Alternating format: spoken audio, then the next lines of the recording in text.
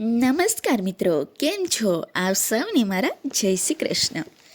આજે આપણે વાત કરવા જઈ રહ્યા છીએ એક એવી શક્તિ વિશે જે તમારા ઘરમાં જ છે, તમારી આજુબાજુ છે અને તમે એનો રોજ ઉપયોગ કરો છો, પણ તમે એના પાવરનો ઉપયોગ નથી કરતા.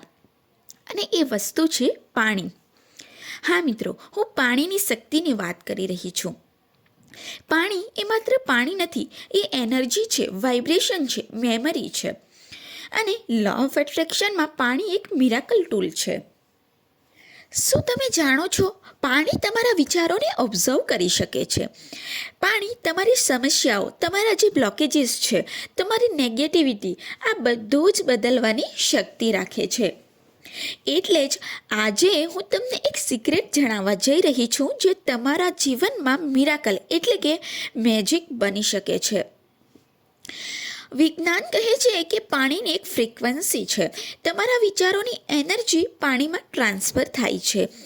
જો તમે ખુશ હોવ તો આ પાણી હાઈ વાઇબ્રેશન લે છે, અને જો તમે દુઃખી હોવ તો આ પાણી લો વાઇબ્રેશન લે છે.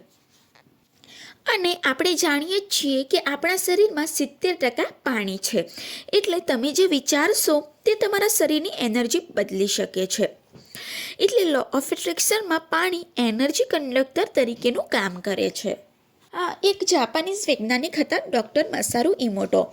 એમણે પાણી ઉપર એક્સપેરિમેન્ટ કરીને એવું કહ્યું છે કે પાણી માનવીના શબ્દો, ભાવનાઓ અને વિચારોથી પ્રભાવિત થાય છે. મિત્રો, એમણે પાણી ભરેલી બોટલ ઉપર અલગ અલગ શબ્દો લખ્યા, જેમ કે પ્રેમ, આભાર, શાંતિ અને બીજી બાજુ નફરત, ગુસ્સો વગેરે વગેરે એમણે શબ્દ લખ્યા. અને પછી એ પાણીને ફ્રીઝ કર્યું, એટલે કે બરફ જામવા માટે મૂકી દીધો.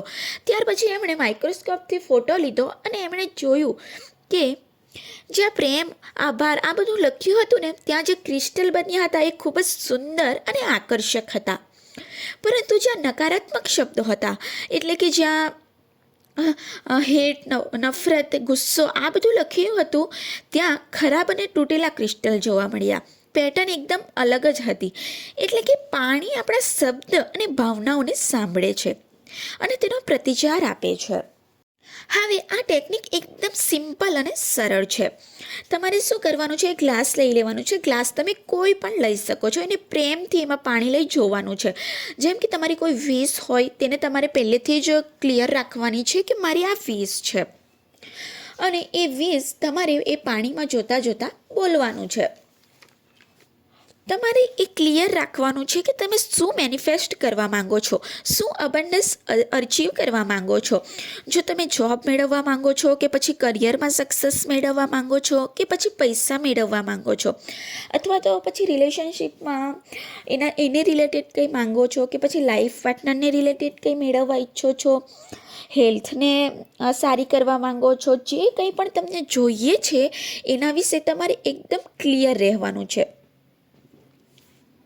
બસ તો આ એક સિમ્પલ ટેકનિક છે કે તમારે ગ્લાસમાં પાણી લેવાનું છે, એને પ્રેમથી જોઈ અને તમે તમારી વિશ 3 કે 5 વાર બોલી એ પાણીને તમારે શાંતિથી પી જવાનું છે. હવે થોડાક અફર્મેશન તમે આ રીતે બોલી શકો છો, જેમ કે હું સમૃદ્ધ છું, હું હેલ્ધી છું, મારા બધા જ સપના પૂરા થઈ રહ્યા છે, હું અબન્ડન્સ એટ્રેક્ટ કરી રહ્યો છું, હું પાવરફુલ છું. આ રીતે ધીમે ધીમે ફિલિંગ સાથે બોલો અને આ પાણી પી લેવાનું છે. અને વિઝ્યુલાઇઝ કરો કે મારી વિશ પૂરી થઈ ગઈ છે. આ ટેકનિકને તમે 21 દિવસ સુધી કરો અને પછી તમે ચમત્કાર જુઓ. આ ટેકનિક તમારા જીવનમાં જરૂરથી બદલાવ લાવશે. Try it for 21 days and watch the magic.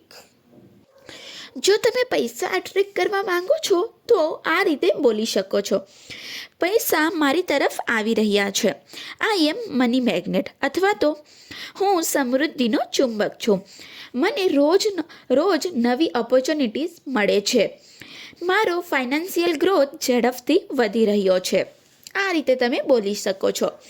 હેલ્થને સારી કરવા માટે આઈ એમ હેલ્ધી, મારું શરીર રોજ હીલ થઈ રહ્યું છે, હું હેલ્ધી છું, એનર્જેટિક છું અને સ્ટ્રોંગ છું, મારી બોડી હાઈ વાઇબ્રેશનમાં છે.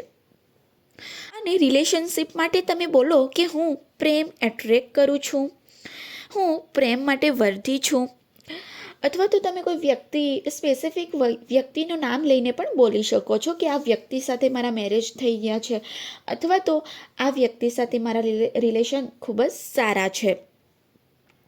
પછી હું પાવરફુલ છું, હું જે ઈચ્છું તે મેનિફેસ્ટ થાય છે. આ રીતે તમે પોઝિટિવ અફર્મેશન બનાવીને બોલી શકો છો અને તમારા જીવનમાં તમે એ બધું જ અચીવ કરી શકો છો. ધન્યવાદ.